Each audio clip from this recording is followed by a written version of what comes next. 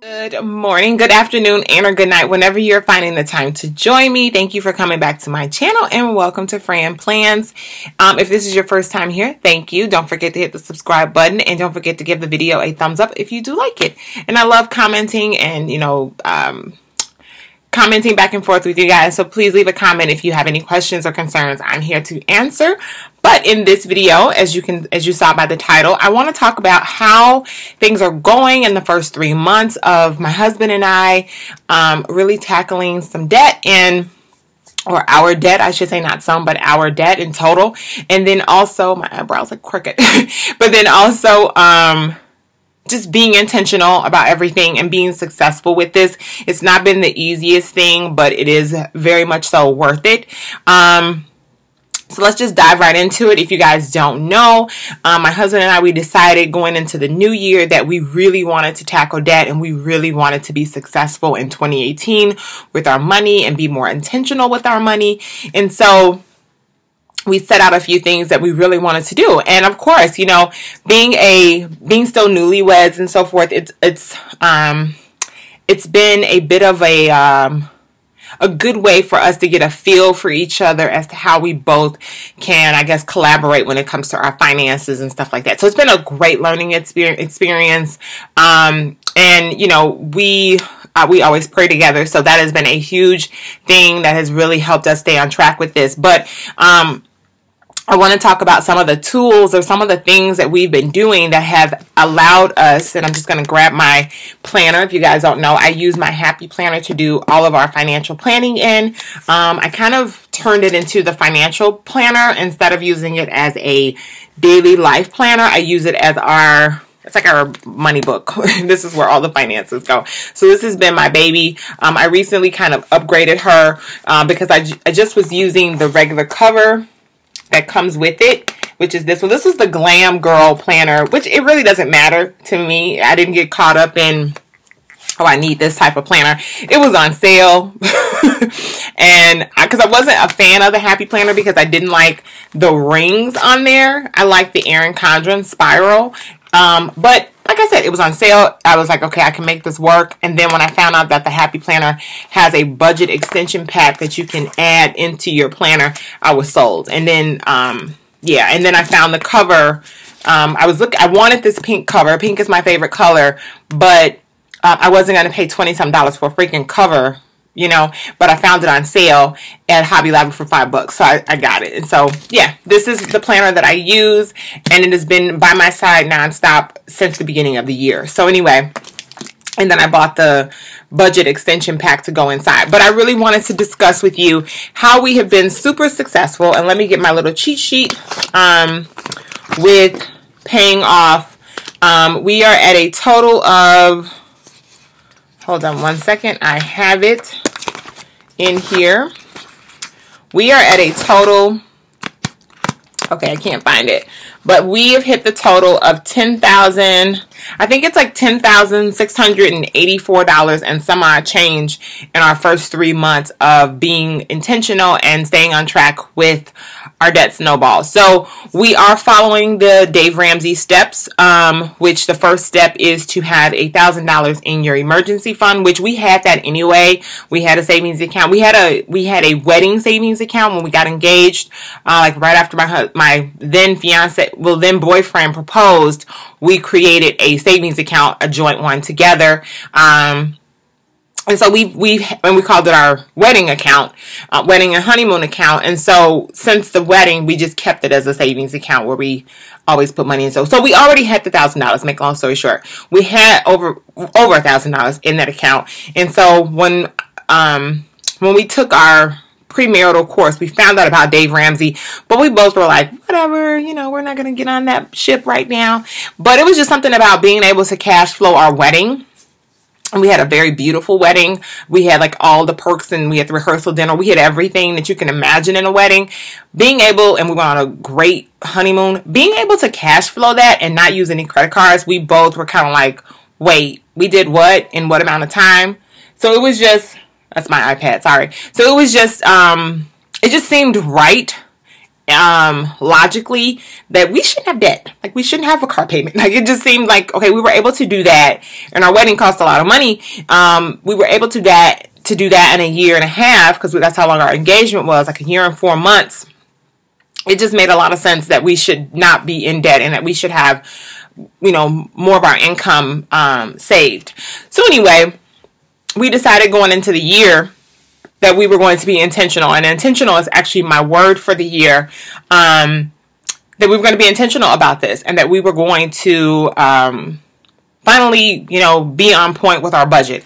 So anyway, finally read The Total Money Makeover by Dave Ramsey, like, life-changing book, hands down, and started planning, started budgeting. Like, we literally will sit down and discuss our finances every month. We go to each other and talk about things, you know, whether it's saving for something that we really want to do, whether it's going somewhere. So yeah.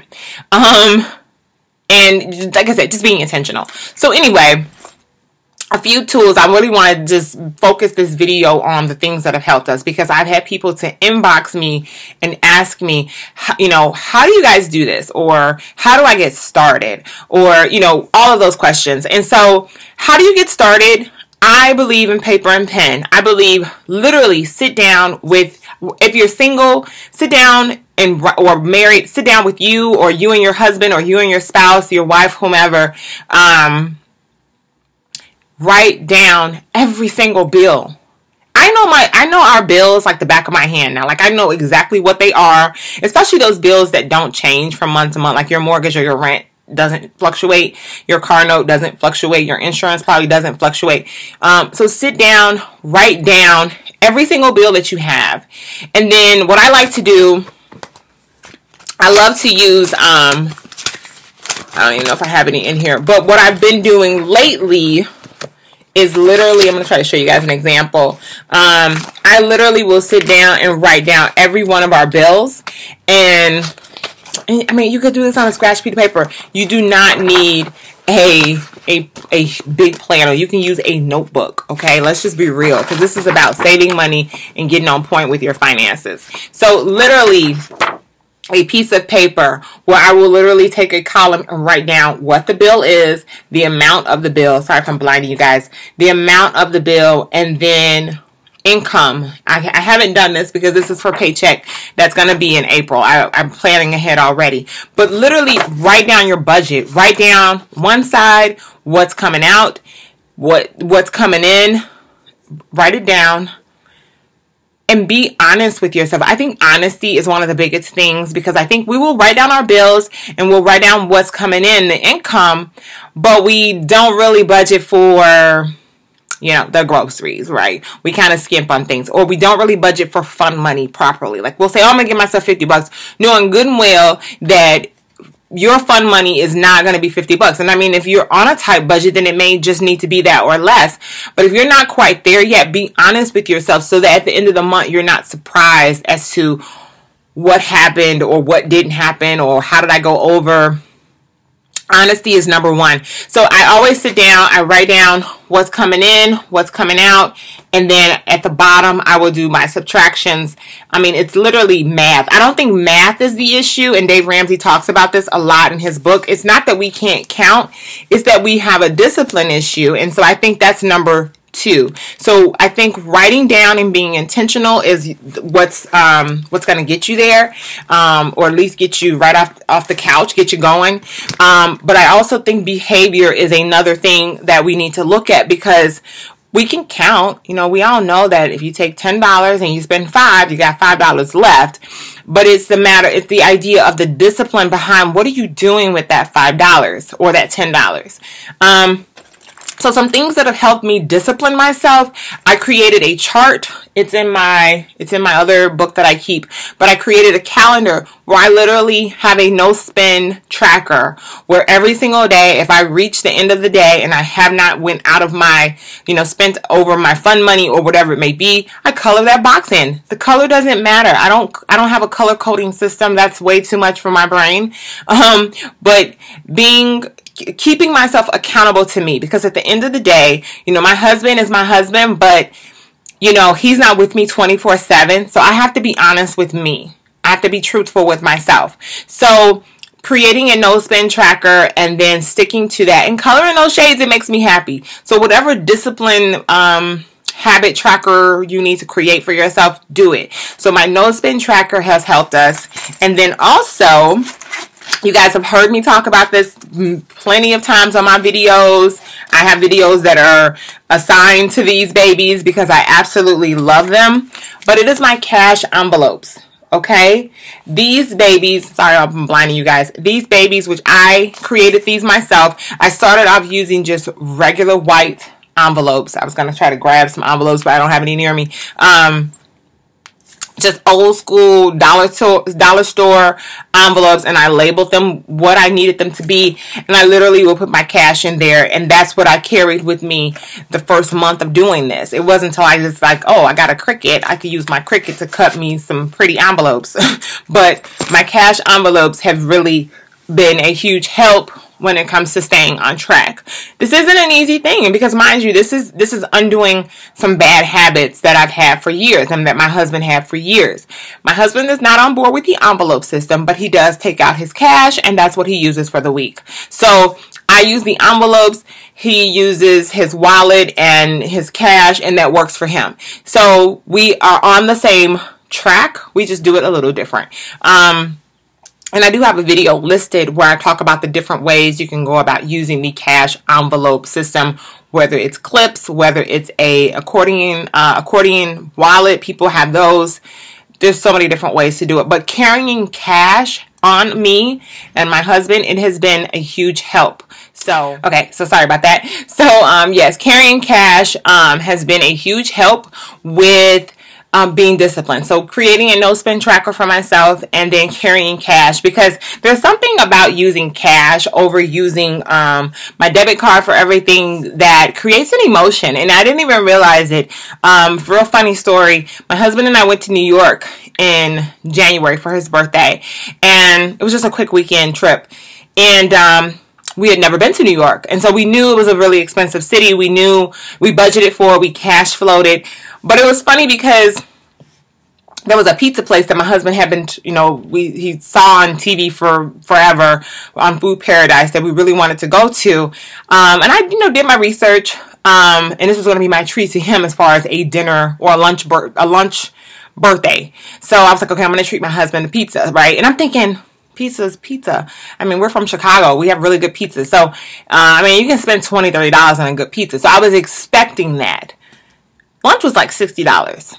And I was just like, you know, I literally felt handing that man $60.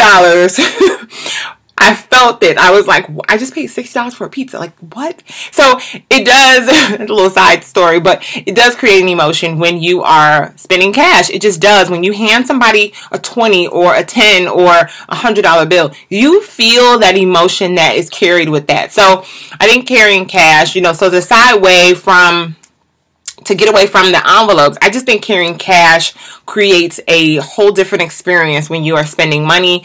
It'll make you think twice. It'll make you put something back that maybe you really don't need. So I think that's also a helpful tip. So budgeting, writing it down on paper is number one. Number two, my cash envelopes have been a huge help. You do not need a fancy envelope. You just need an envelope, I think. And then carrying cash has been super helpful. So I want to get back to the planner though real quick, because even if you don't have a fancy planner, you know, definitely pen and paper is going to be super helpful. If you're someone who can rely on your trusty phone to keep track of everything for you, then great. I am not that person, so I can't show you how that really works for me. The only thing my phone has helped me with when it comes to budgeting is the calculator. So that's pretty much it. But I wanted to just show you guys, you know, what I've been doing and how we've been able to tackle this $10,000 in 3 months. We literally, like I said, write down the budget, and then we write down what's coming out. And then whatever the balance is, we leave a little wiggle room of like $100 in case something pops up. But we've been trying to do a zero budget balance, I can't think of the word, but it's basically when you budget, when you assign every dollar a job. Every dollar, every cent has a job, because if money is just sitting there, then you're probably going to use it on something that you shouldn't. So we assign every dollar. Every dollar has a duty, whether it's going for a bill, whether it's going towards savings, whether it's going into a sinking fund. I have a video about sinking funds, which is pretty much just putting money to the side to save for something that you know is going to come. So that is, you know, we assign every dollar.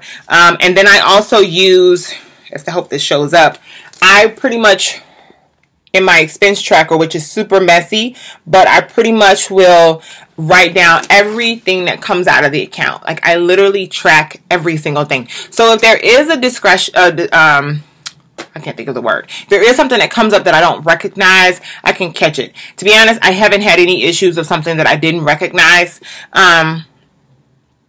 But it's just a good way to see where we're spending our money, you know, as well. I was having a conversation with someone yesterday, and they were talking about how they keep getting fees from the bank, and I was like, well, what is the fee for? Why just keep getting fees? And it's like, well, you're not keeping, in my mind, I didn't say this to the person, but in my mind, I'm like, no, you're not keeping track of what's coming out, because you shouldn't just be getting fees. And if you are, then you need to go to the bank and talk to them about that. But if you're just accumulating fees every single month, there's something wrong there. So we are very intentional about what we're spending, and then we're able to track it and look at it in the planner, which is super helpful. Another tip I can give you guys is to plan ahead. I already have, I think I'm already set up to June. Like, I already have my stickers laid out for June. And I use the stickers from the Happy Planner, or the Me and My Big Ideas budget packet. But this just goes back to what I said very early in the video. You know, there are bills that don't change, so we write those down already. Like, they're going to come out. They probably have a fixed date as well as a fixed amount. So just go ahead and put them down, and you know, I feel like once the sticker is there, it's there. Like, it's going to come out. So just, you know, I think planning ahead is a huge tip to give somebody. And then, you know, if you're a single person, then you don't have someone else to be accountable to. But if you are married, or, you know, if you live with someone, make sure that you guys are, I don't know if agreeing is the right word, because I understand that people do have different spending habits than their spouse, but at least try to have some type of common ground where you can understand. I'm very thankful that my husband and I, we agree on a lot of the same things when it comes to our finances. We don't really disagree about anything when it comes to finances. We understand that we need our money. We understand that fees are not our friend. We understand that credit cards are not our friends. Like, we get that.